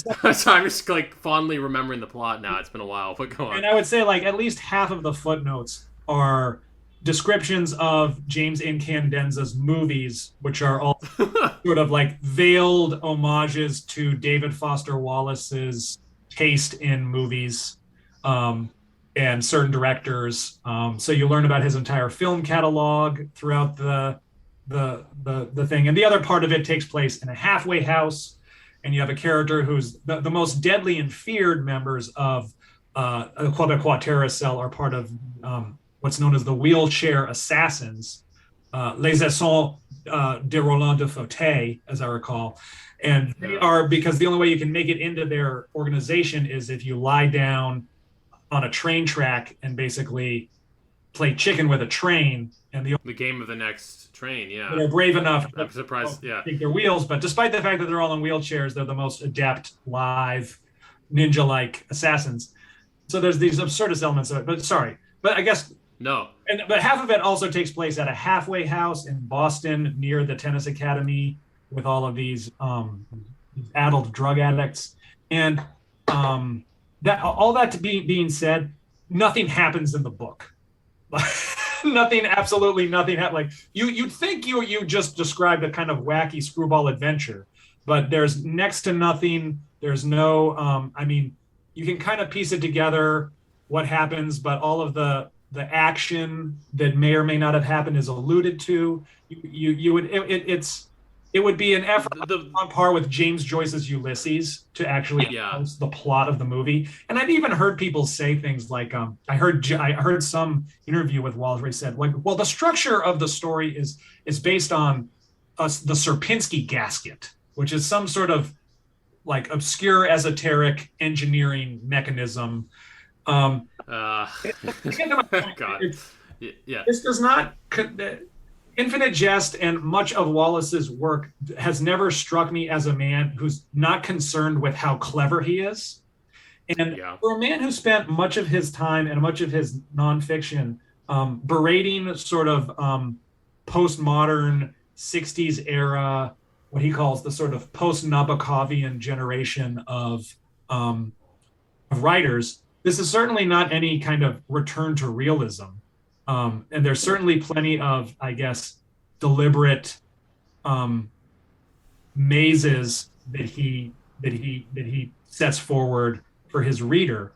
And ironically enough, because I've just never been able to square his writing on New Sincerity with Infinite Jest, because it's not like the guy wrote a 19th century novel, and quite frankly, and this is it's ironic because this is a writer who is absolutely cringe, although I bear him a grudging respect. Every time I read Wallace's literary theory or literary criticism, it sounds like he's talking about Jonathan Franzen.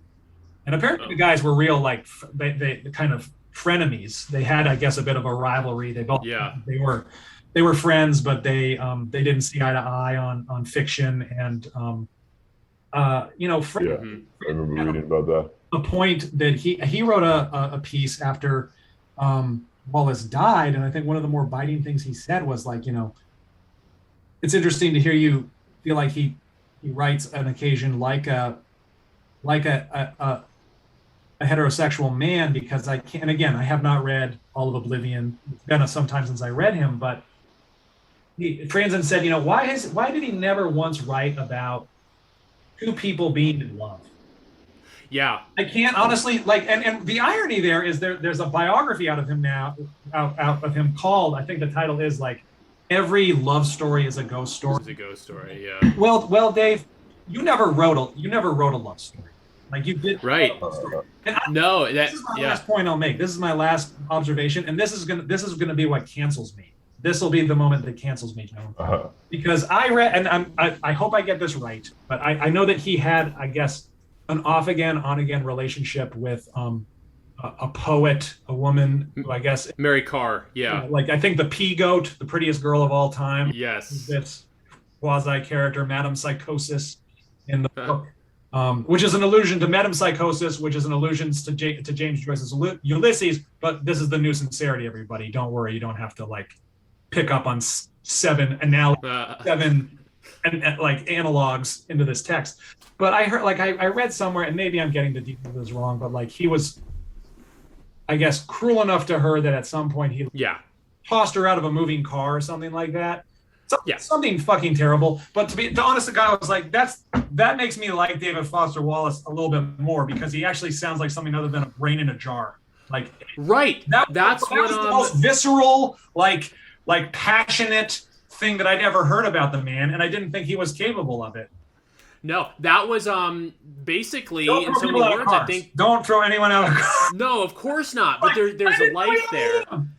That's what gets, that's what's wrong with his legacy, sort of, is like he's become seen as this great neo-sincere sort of Buddhistic saint figure, whereas he was very, like, it's the same, the reason some obviously the feminist critiques of him sort of dug this up, that he was basically an asshole with the temper. And that was basically the Bret Easton Ellis's point of what was wrong with the movie about him, and also just what's kind of wrong with I mean, he was critical of Wallace himself, not to speak ill of the dead, but nevertheless, and he basically said almost exactly that Wallace, and he had maybe crossed paths with him once or twice in the 90s or something, and that basically there was a more interesting version of David Foster Wallace that was very problematic, that, you know, that said that not even just in his personal life, in which he was, you know, there's all these stories, but also things he used to write, quotes like, you know, AIDS' gift to us is that it reminds us that sex is anything but casual. I believe that's a David Foster Wallace quote that you won't find. He also, to bring the politics of it, he was a Reagan supporter. Like, he's kind of ambiguous, like politically ambiguous. Not that I think there's anything wrong with being a Reagan supporter per se, but you know, it's not the David Foster Wallace that we've come to know. But basically, Matt, can you square the circle of his sort of advocacy for this new sincerity and like a daunting like tomb like Infinite Jest? I mean, like, and feel free to tell me if you feel like I'm reading it wrong, because I'm afraid that I am. No, but like I don't think of this as like a defense of DFW here, because again, I'd have to do kind of more of my rereading to say like, oh, this is why like he's actually like, that's not really what I'm trying to do here. But I think I hear what you're saying, and I think it's a very valid critique of the man and of his, definitely of his legacy and of his work. And I think the tension you described between the pretension and the denseness of Infinite Jest with the neo-sincerity, yeah, those things are very out of whack. A couple ways I would square that circle, if it even needs to be done, is one, I think that he wrote Infinite Jest maybe before most of these other sort of neo-sincere type opinions. I think there's something to that. Kind of when you were describing the plot of Infinite Jest right now, I hadn't really thought of it in these terms previously, but it was very obvious. Like, obviously that book, he was putting all of himself and all of his biography into that. He was a drug addict. He was a tennis player. He was a cinephile, you know, obviously a writer. It was that all-in mindset, I think, for Infinite Jest. I think we have is a book that sort of just, he was, I mean, one criticism, I remember, one famous criticism of it was like, it appears the writer of this book just put anything that was on his mind down. And I think there is an element of that to it. I think it's kind of interesting. But I think I that's the way that my understanding of it would be, you know, that was that he put all of himself in that book, and all the neo-sincere stuff was kind of him later sort of trying to justify himself as a writer. Yeah. So that's kind of how, yeah. Myself talk. I don't mean to imply, or I don't really. It's not that a book can be structurally experimental and still be. It can certainly be that and still have a sincerity to it. So I don't think that they're mutually exclusive. But yeah, I don't think that. I don't know what percentage of that book I would articulate as sincere. And it is strange. I found this true in most of his short stories. Everybody does seem there's almost no dialogue between two people. Yeah. Everybody is very atomized. You get into everybody's head, but very, very seldomly do two characters actually collide, whether that's like a man or a woman, yeah, or a friendship. He does not really wind up ever illustrating human relationships, and I guess that's part of the point of Infinite Jest. People are all really lonely, but I think, yeah, gosh, I mean, I think you bring up a really good point. I mean, that is what interests me about David Foster Wallace, is his ability to describe that feeling of social isolation, which is why, even though I think David Foster Wallace thought he was writing for, a lot of people would say like, oh, like he's kind of, I think he's broadly perceived as more of a writer you'd read in your 20s than in your teens. But for me, he was the perfect writer to read in my teens, because I was a very like sort of isolated, like mopey teenager, you know, narcissistic in my way. And yeah, I think David Foster Wallace was pretty narcissistic. And I think that his strength as a writer was simply in his, it's quite sad, I think his real strength was in his ability to channel his own sort of brokenness, his own sort of narcissism, his own isolation so fucking well in his novels that when you read them, if you deal, and I guess we all do deal with that to some degree. I did much more as a teenager than I do now, thankfully.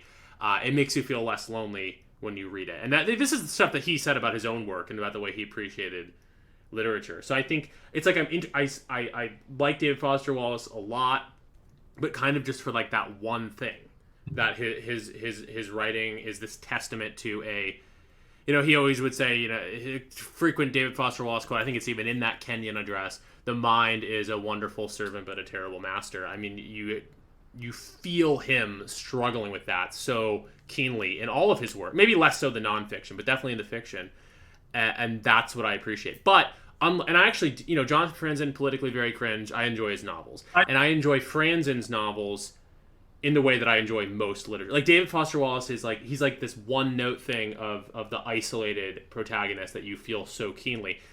But he's not that writer like Jonathan Franzen or like most of the other writers that I enjoy, where they are describing a more broad swath of the human experience. I do think this is my original observation, and I don't think I think that they, both of them, consider themselves to be the Tolstoy and the Dostoevsky. But you hear Tolstoy being described as the vertical genius, and Dostoevsky as, Tolstoy as the horizontal genius, as this kind of linear temporal genius, because he's amazing at weaving through different characters and these timelines, whereas Dostoevsky is this vertical genius because he just goes kind of straight down the human psyche. And I think Franzen is a bit more of a Tolstoyan, and Dostoevsky. Yeah, that's a very good comparison. Yeah. I think.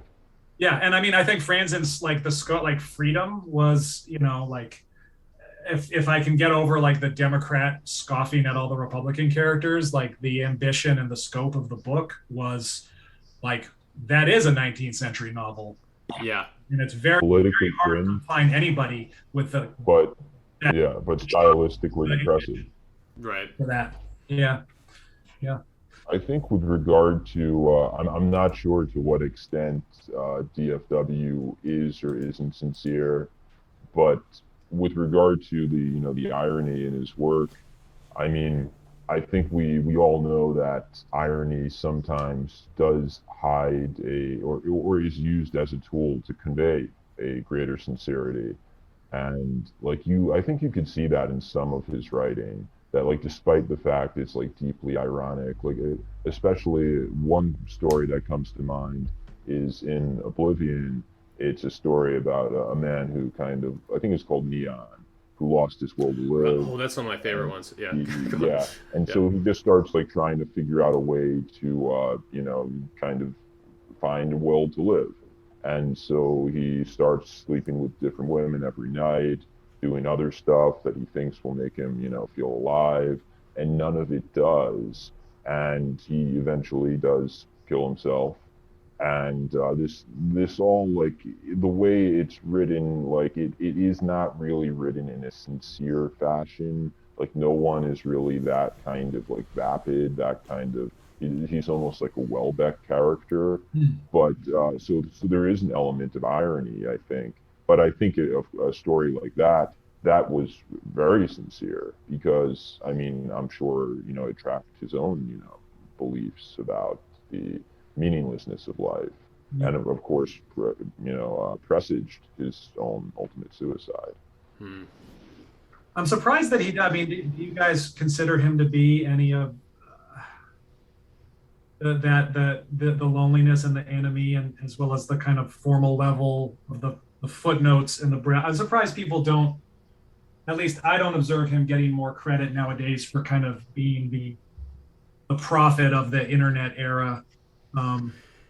Yeah, I don't hear people saying that, but that was another thing I wanted to say in terms of the is he based, is he cringe debate, which again is kind of, a little bit of both perhaps, but I do think that there's, a lot of times, a lot of times when someone has like a legacy that kind of gets the better of them, there's kind of peaks and troughs to the way that legacy is perceived, and definitely he had a high peak right after he died, or like a few years after he died, and then it just went so low with everyone having stuff to negative stuff to say. I think in the long run, he'll be appreciated for a number of reasons, including what you just said. That his style encapsulates kind of prefaces a little bit the internet age and all of that. I think in the long run, sort of stylistically, his legacy will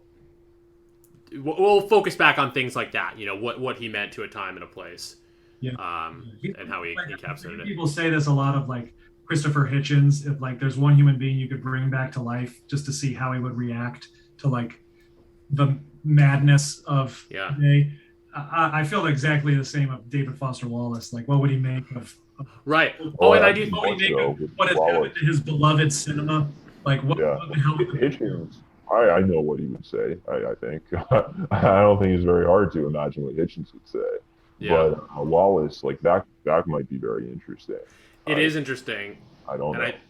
I think it brings up the based and cringe debate a little bit because I don't even know, but like I think that most likely David Foster Wallace would be a little bit like Jonathan Franzen is now, sort of an alarmist person, maybe not as far left as Franzen, who is quite leftist, but an alarmist, the anti-style, an alarmist sort of anti-Trumpist, like the Republicans want to bring everything to shit sort of character.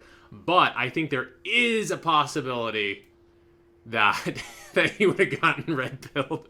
That's pretty cringe to say. Book. But could have written about what's that? Could have made a great book about 4chan or something, Yeah, I think that it's probably unlikely, and it's probably cringe for me to even suggest it. I just think that, put it this way, not that I endorse him throwing Mary Carr out of a moving vehicle, but he had that angrier, sort of darker, sort of willing to all I'm trying to transgress side. That was the only indication that the man had a pulse.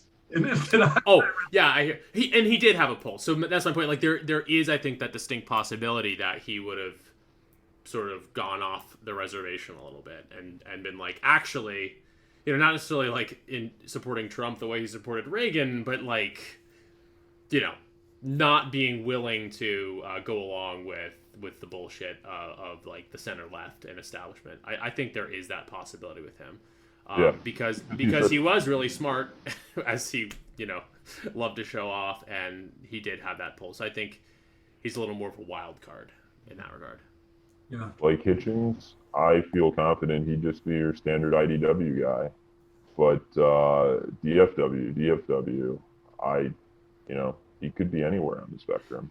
I think so. It'd be great to see him on Alex Jones. Can you picture that interview? I mean, I think you could potentially, to tell you the truth. DFW or Hitchens? Not Hitchens, no.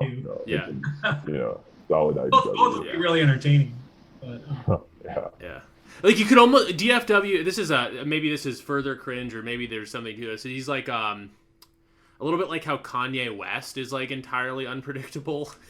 You could almost and also mentally ill. David Foster Wallace, unpredictable and mentally ill. You could almost imagine him like being the sort of Kanye West figure for Lit Bros or something.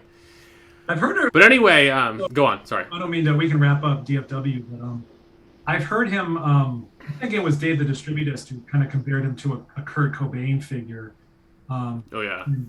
I think it's easy to see the comparisons, but I've heard people also talk about Kurt Cobain as sort of the last rock star, and I wonder if there's any analogy or anything read worth pulling there about David Foster Wallace as kind of the last novelist in some respect. Mm-hmm. Not to say, and I mean, you guys are novelists. I hope that we. No, I hear what you're saying. Yeah. Let's see it off the ground, but in terms of sort of a larger than life, iconic, and I think you mentioned earlier, Matt, there was supposed to be this. He was supposed to usher in this new generation of Wallacean writers, and I mean, you mentioned I think Jonathan Safran Foer or Dave Eggers. Yeah, but it's Safran Foer as well, for sure. Yeah, like there were probably a lot of people that wound up writing for television that were Wallace bros, but I can't say that I've encountered books with insane footnotes or a kind of Wallace edge to them, and I don't really think there's anybody that's taken that mantle. So is I don't know. Is he in some way the last real? I think so. A little bit like what was the term you used earlier? How there's like this extinction burst that was kind of encapsulated by Once Upon a Time in Hollywood.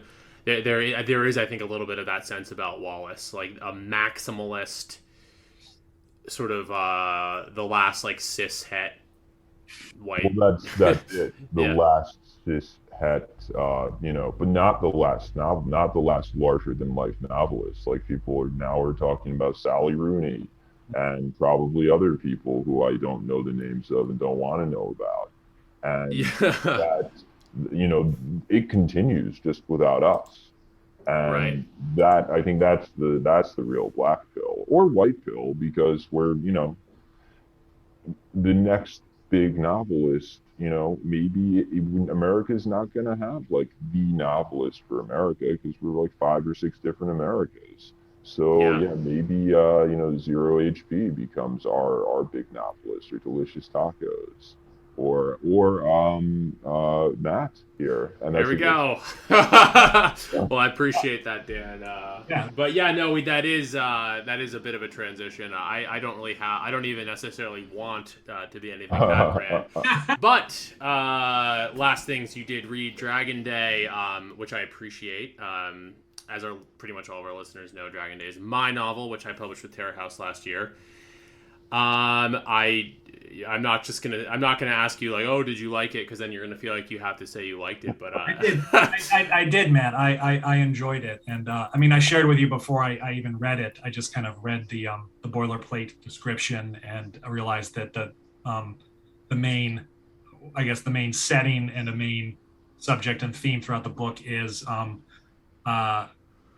elite colleges in America, which is a pet subject, right. to, as being a veteran of one. But I was wondering, Matt, maybe I'm switching around the interviewer hat here to talk. No, totally. Yeah.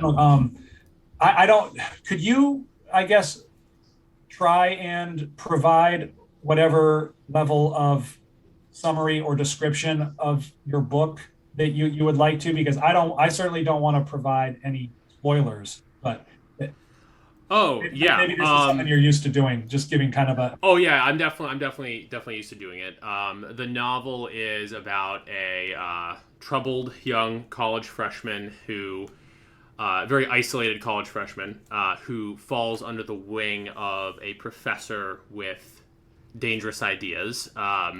Basically, the main character is a 19-year-old college student named Toby. When we first meet him, he is in a very isolated and sort of self-conscious frame of mind, which I'll comment on in a second, and doesn't have very many friends. He's just started, and he kind of falls under the wing of this professor with ostensibly very sort of Marxist, post-structuralist, leftoid, Derridian kinds of ideas, a very young and charismatic English professor. And then slowly, a young and charismatic English professor who's kind of seen as a leader of sort of radical 2015 style campus politics. But slowly he sort of indoctrinates Toby, the main character, into a sort of underground secret teaching he has to a very select few students, sort of like in the novel Secret History. Not exactly like that, but vaguely like that. Donna Tartt a little bit, yeah. Yeah, there definitely was an influence.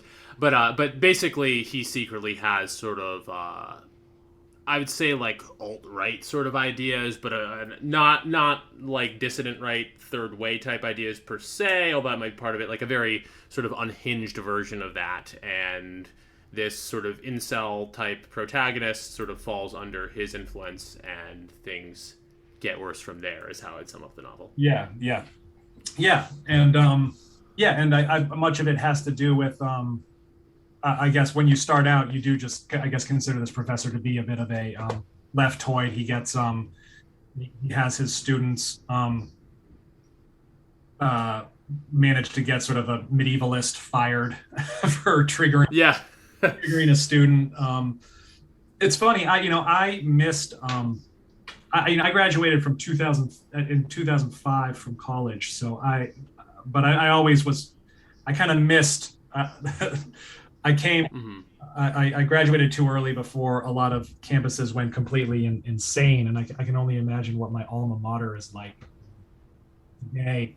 Um, Hmm. but is this a novel that you started when you were an undergraduate, or is this? I Yes, assume, very much. the secret, um, the I guess the eventual ideological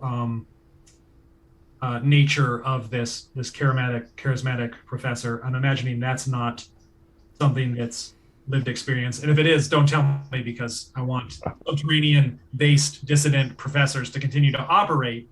But is a lot of that, I guess, drawn from your exasperation and disgust with a campus culture that you had to live through yourself? For sure. Yeah, no, I'm not proud of this fact because the book is only about 150 pages, but I did write it on and off for like 7 friggin' years before I was finally able to finish and publish it. And I mean, to answer your question very much, most of it was written. Most of like the first part of it anyway was written when I was an undergraduate, and was very much based off of my exasperation with the campus culture of 2015. The novel's set in 2015. I purposely wanted to set it before Trump, before things went Sure. sort of really crazy, back when those kind of campus politics were still ascendant. I started writing it when I was the age of the protagonist. I started writing it when I was 19, and I'm actually going to back up to a little. It's interesting because I don't even think about this so much very often. But David Foster Wallace is on the brain.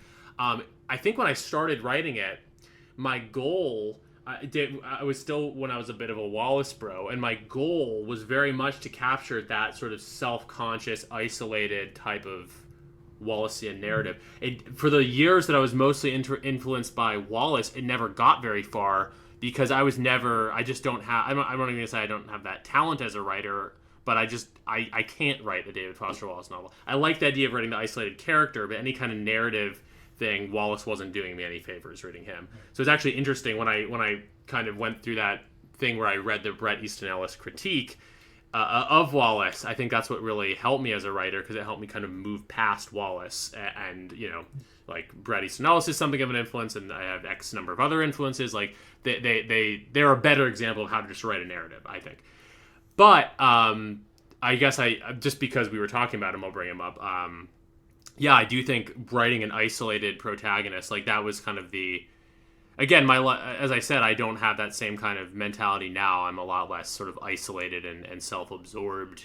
But, as a teenager, I was very much that, and kind of reading David Foster Wallace was sort of palliative. And then when I first started writing as a 19-year-old, that's definitely like where I started. Thankfully, anything else I write in the future, I think will be different. But, that it encapsulates like that period of my life. But moving on from there, I was. It's obviously not just about an isolated protagonist, but also there's this political angle, and that was all very much based on personal experience. At the time, I guess you could say I was a bit of a shit lib, or trying to be, or trying to redeem myself for that kind of view. But I was basically like, sort of center right, center left kind of guy, and the extremes of what I was seeing on campus was very disturbing to me, and I was trying to find my way of critiquing it. Some of it probably embarrassingly neo-sincere or just kind of cucked, as we now say. I was trying to like have my, I spent a lot of mental energy at that age, and even maybe it was even in earlier drafts of the novel, trying to like justify why I, as a cis, het, straight, whatever else, white male, would have the right to have these critiques, and why maybe, basically it was this jumbled thing that I think a lot of leftward, sort of bookish guys of my generation, a bit older and a bit younger, have gone through and are probably still going through, where it's like they want to be, the nice liberal guy, but increasingly it's just impossible because they're so often targeted, and they're so often, there's a supposition that below the surface they're actually just like, another problematic white guy, and it becomes this this horrible thing. And some of that, it's not unrelated to the isolation that I think my protagonist, not unrelated to that David Foster Wallace style protagonist thing, because there was a self-consciousness to it. I mean, one of the whole things is one of the whole things is basically that the main character is worried about his penis size. Like, it's like this intense male fear of physical inadequacy, and he has this fear of the way he's perceived on a social level, and is he perceived as this crippling self-consciousness. And I think in some ways the political stuff played into that, because I think, I don't know, I don't want to sound too whiny about this, because again, it's not really the phase of life I'm in anymore, but I think in college, there, as an already kind of self-conscious guy, there is this sense of like, and there's this whole, it feels like there's a political agenda sort of against you, and that's constantly sort of picking at you, for being a straight white male. I think that is an experience that a lot of guys are having, and that's some of where the novel came from. And then moving on to one of the other things in my novel, I don't consider the whole thing a satire. I think it's closer to psychological realism in parts, but there's satirical elements, and one of the things that I satire is basically absurdist, not absurdist like in the tradition of absurdism, but rather absurd, overreaching sort of Jacques Derrida literary theory stuff. And the professor character has a system called literary philology, which holds that, maybe that was a sort of Wallacean sort of conceit as well, that sort of thing, that sort of absurd plot element. Basically, the notion that you can perform close reading of any male writer and deduce their penis size from their work is this kind of absurd postmodern theory. That's theory. What's that? I agree with that theory. I think yeah, no, for sure.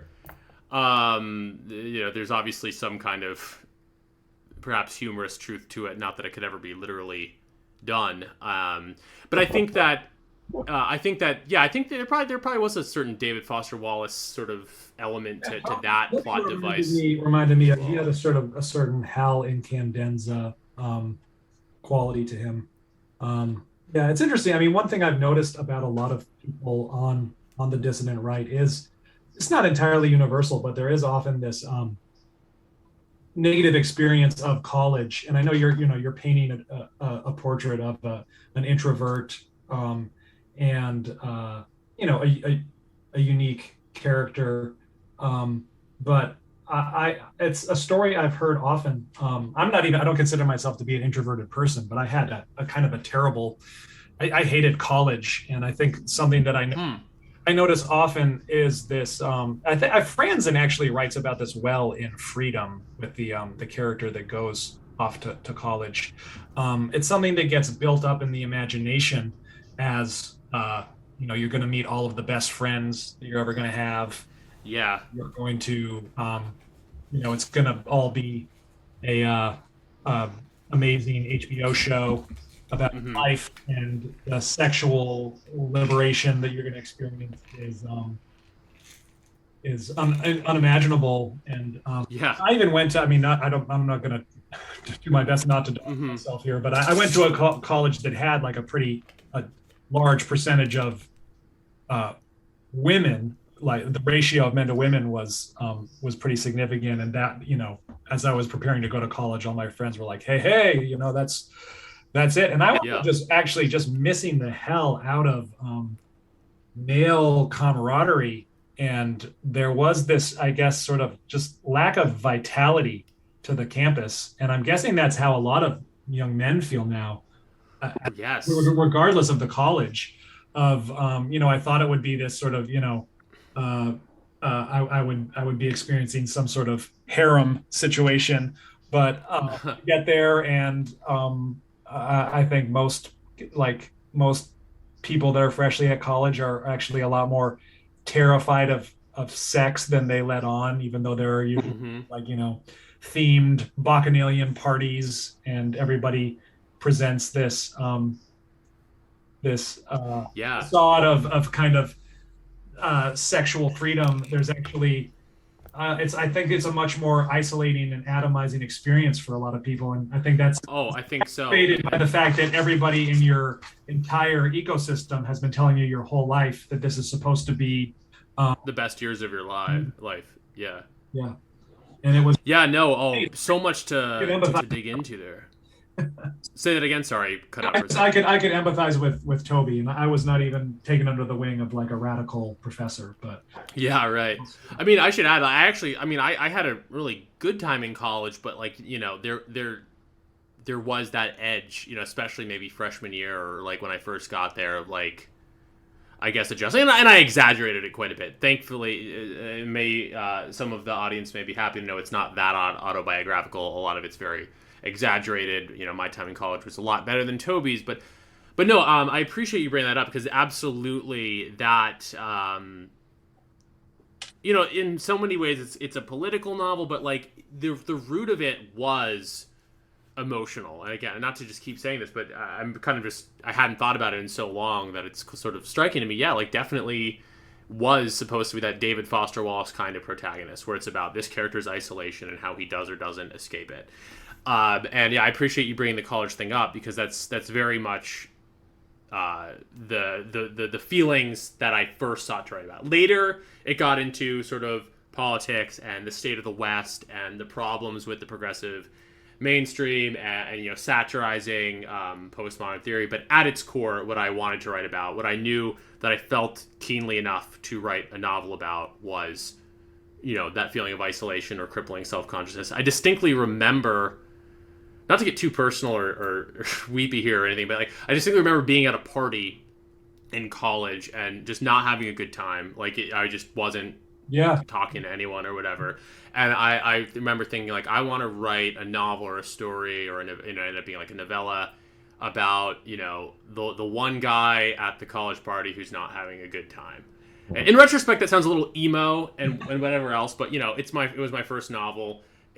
I wrote it when I was, much younger than I am now, and started writing it. And yeah, that's very much, so to anyone listening, if that sounds too emo, maybe the book's not for you. But like, if you're interested in reading, a novel about a sort of young and isolated protagonist, that's definitely, the starting point of Dragon Day. And it becomes, in time, very political, which, just to finish my whole spiel about how the book came about, basically I wrote that first part. I was still kind of a shitlib and didn't really know how to end it. And basically it was after getting red-pilled, for lack of a better term, that I was able to finally bring it to a close. It felt like the natural ending. Wallingford's whole secret agenda, that was kind of added later. And it's kind of like a two-part story. It's like the isolation. That when I started reading it, that Wallingford, who's this kind of radical, rabble-rousing professor, is still a heterosexual white male. At least he's got a wife, he's got a kid. Yeah. Dorm parent. But he is the one that's trying to oust other English faculty and stage student protests.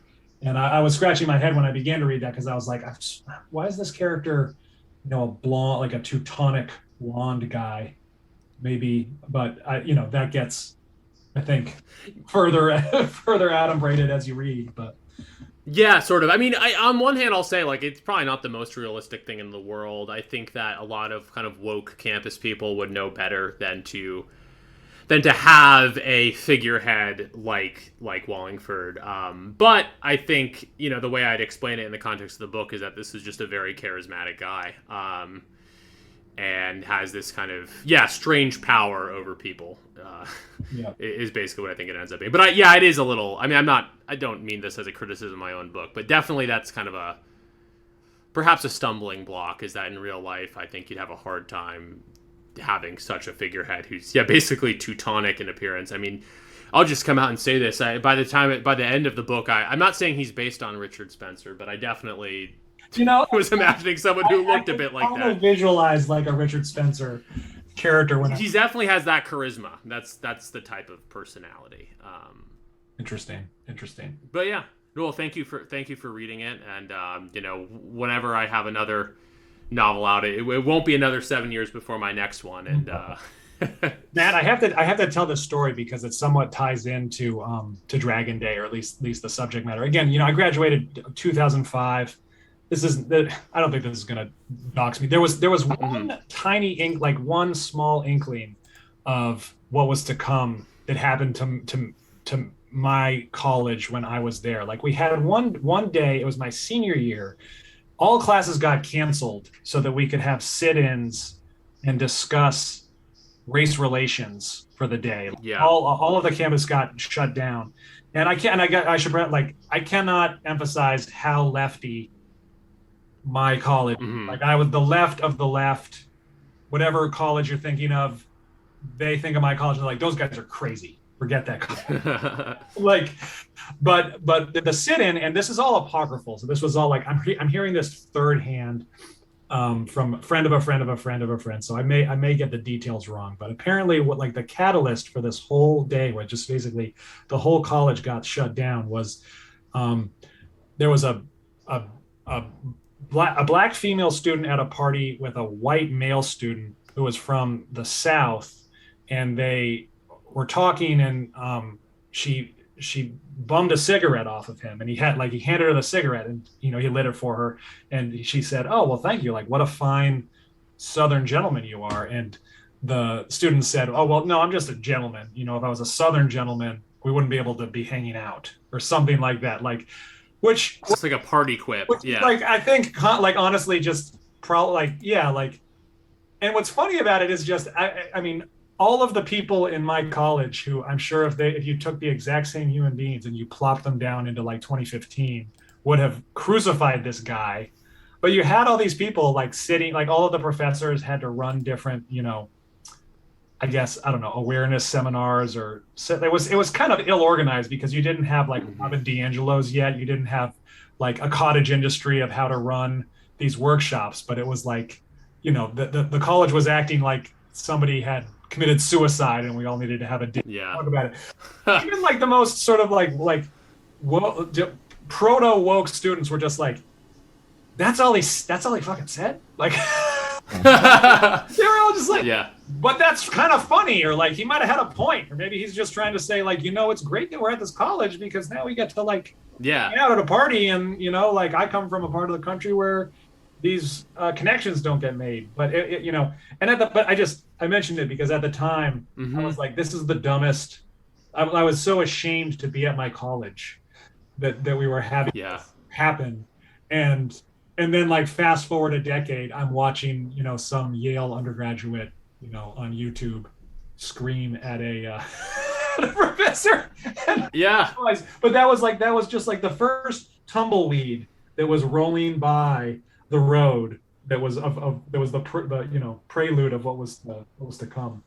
Absolutely, yeah. No, again, you sum it up really well. Where I think there's this expectation, and again, I actually, college in some ways lived up to this expectation for me a lot of the time, but in other ways didn't, or maybe and I think it's probably worse now than it was, especially because college is online half the time. There's this sense like that those are supposed to be the years of your life, and like this sort of flowering of life even. And it's kind of in this way where college is also a microcosm of society at large. It very much feels like something that in so many ways has been frankly feminized and sapped of its vitality. Whether it's like, yeah, you said you go to college with a high percentage of women. That's all colleges now, because men are kind of not going to college at increasingly high rates.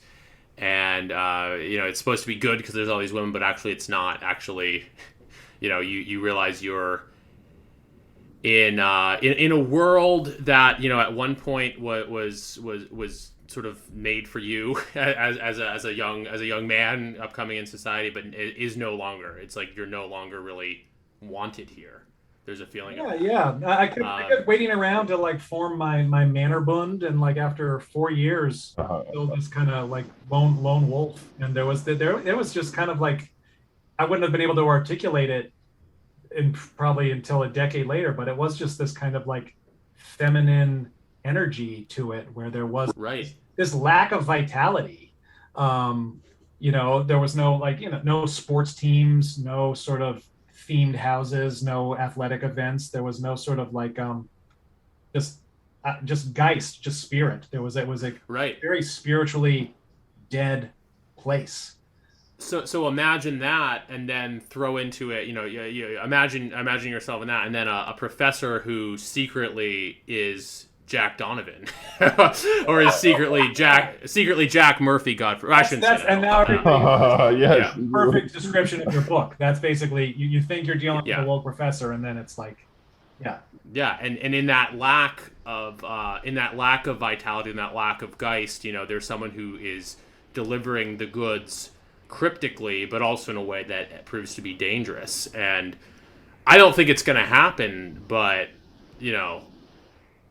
Lord knows, perhaps it could. That there could be these kind of secret maybe. And they, what, my book is kind of a cautionary tale. My book, I don't advocate what Toby eventually does, or I don't advocate what Wallingford teaches, but hell, maybe there's a decent version. Maybe if you're in college right now, maybe start a little secret society with your friends. I don't want to get in trouble for saying that, but you do kind of need that, right? You need that Mannerbund feeling sometimes, and it's kind of a little bit like what we're doing right now on this podcast. Building community online, and I don't know if you're a young college guy listening to this, maybe there's something there. The rebuild, from Passage Prize, which the tagline is "Exit the Longhouse," and I think that's very appropriate here. We are trying as a culture to exit the Longhouse. That's the project of New Right. That's, I think, to some extent, your project at Last Things. And, that your novel, Matt, Dragon Day, was, in some sense, about being in a culture that is, feminized, and that is, not, vital for men, and a man trying to find his way out of it. And boy, does he chart an interesting course. Yeah, there's a lot there. Yeah, it's a very interesting read. So I definitely advocate it. And it is. Thanks. It's a short read, but it's a really good one. People could probably get through it in a week. And do you have another one in the works now, Matt? Just ideas, if I'm being honest, but yeah, eventually hope, this is probably overly ambitious to say this year, but I'm hoping, and it probably won't be like even as long. I might write a novella or even just some short stories, but more fiction should be coming from me. Awesome. In due time. But yeah, thanks so much for reading. And we're about hitting the 2-hour mark here, which might be one of our longer episodes, but I think 2 hours is pretty solid. I think this has been a fantastic conversation, but we should probably wrap it up. So I'll just say thanks so much for coming on, Last Things. And by the way, you like to go by Last Things on these podcasts, right? You guys started calling me LT just because I signed off on that one day, and then I was like, I really like that. I like Luke. All right. LT. It's very Mannerbund. Yes, indeed. But I go by Last Things. Unfortunately, I'm still pseudonymous until we. Oh no, that's fair. Oh yeah, that's fair. We're all pseudonymous here, more or less. Yeah. Well, it's always a ton of fun talking to you guys. So let's definitely do it again. And let's do it again. Yeah. All right. Take care. Bye.